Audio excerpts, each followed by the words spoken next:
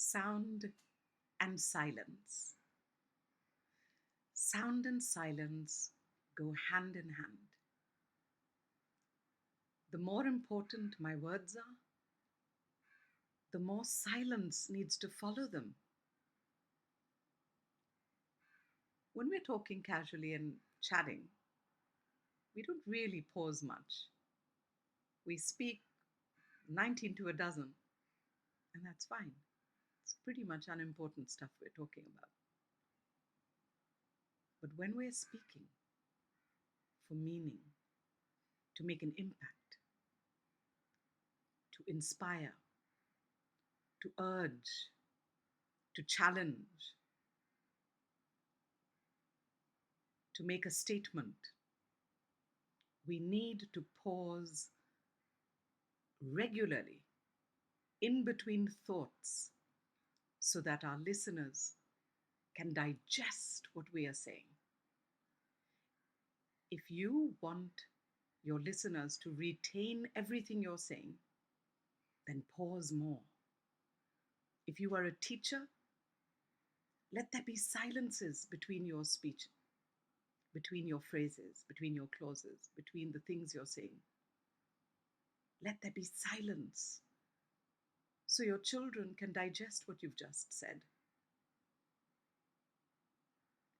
People fill in their silences with fillers.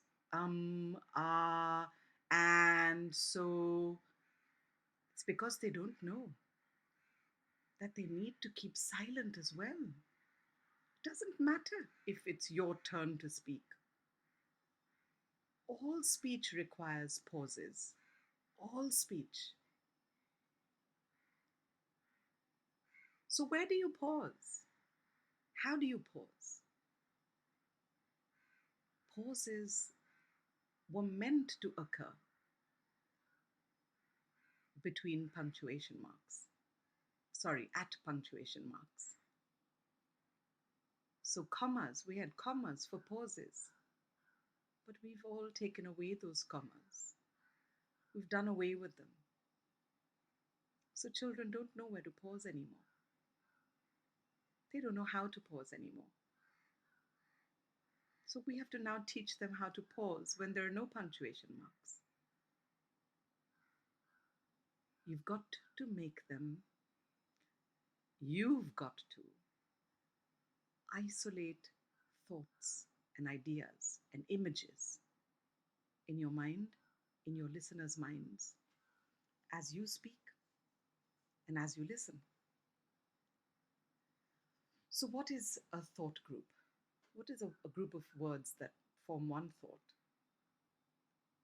The easiest way to identify a group of words that make one thought is to ask a question. So a why will answer a question, a how will answer a question.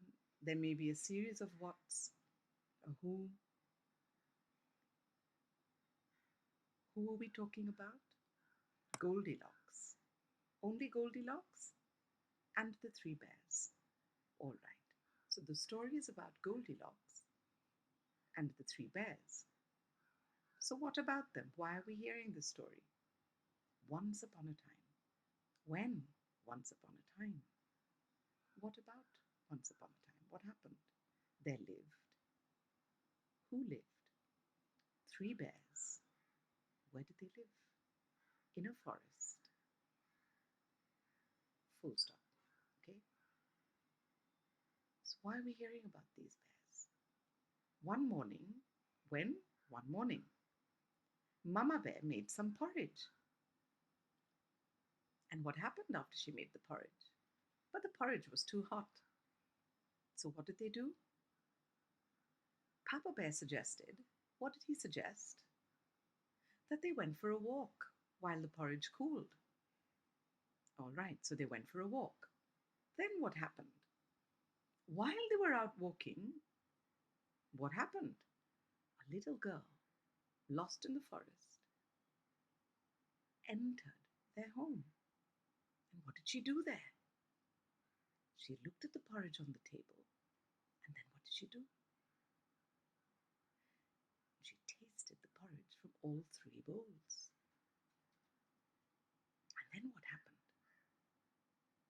she found the porridge in the smallest bowl, just right for her. Then what happened?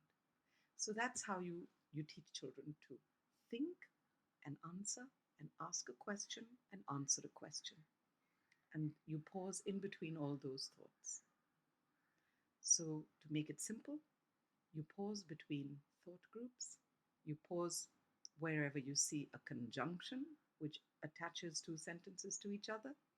So, and, but, because, so, therefore, words like that, they're all conjunctions.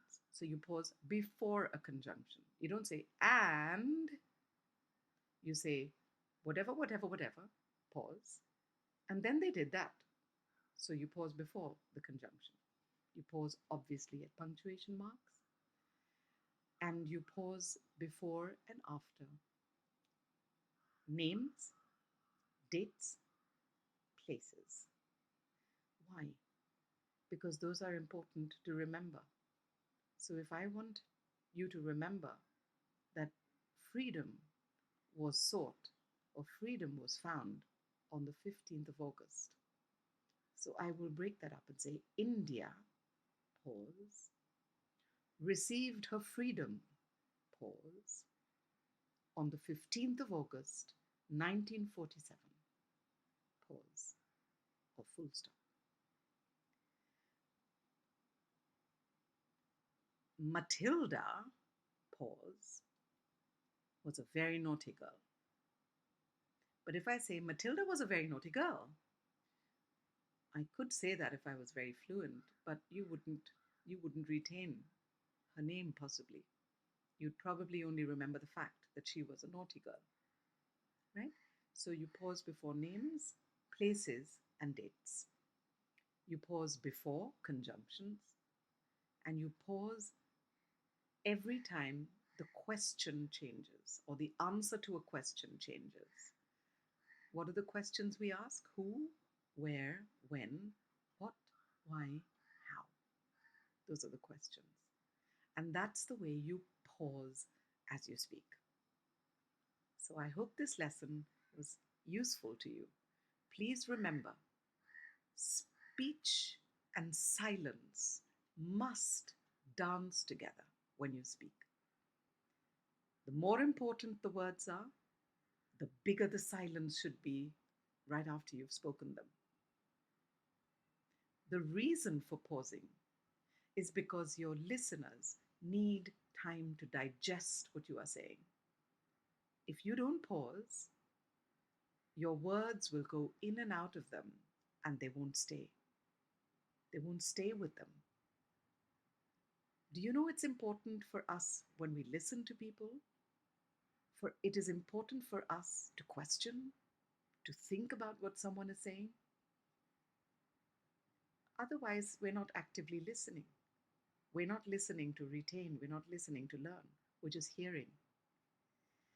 So I hope from now on, after this little mini lesson on pausing, that you will pause in between thoughts so that your listeners can digest what you are saying. Have a wonderful day today. Bye.